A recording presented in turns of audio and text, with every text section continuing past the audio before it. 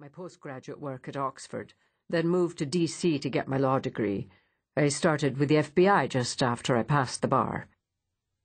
Sam evaded disclosing anything more about his personal life by calling on another eager cadet whose hand was raised, and for the next 20 minutes he was bombarded with questions. Toward the end of Sam's lecture, Agent Alec Buchanan and his FBI partner, Jack McAllister, slipped into the room and took seats near the rear door. Alec, still recovering from the wound to his back, shifted forward to find a comfortable position.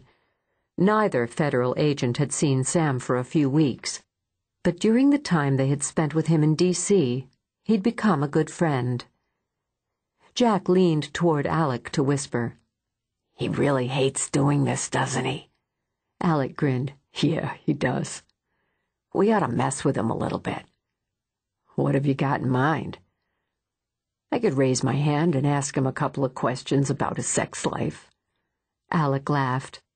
A woman in front of him turned around to glare, but changed her mind when she saw him. Instead, she smiled. Jack lowered his voice again. "How long is Sam going to be in Chicago? I forgot to ask when I picked him up at the airport." 2 nights. He's staying with Regan and me, but I had to promise him that my wife wouldn't cry all over him again." Giving an understanding nod, Jack said, "She's a crier, all right." "I believe your fiancé shed a few tears at the hospital." "True," he admitted. "Will Sam join our poker game tomorrow night?" "That's the plan." "Can he play?" "I sure hope not." "Man, listen to that brogue. He's really miserable up there. Should we save him?" Alec took a second to watch Sam, who was turning from one questioner to another, and replied, "Nah."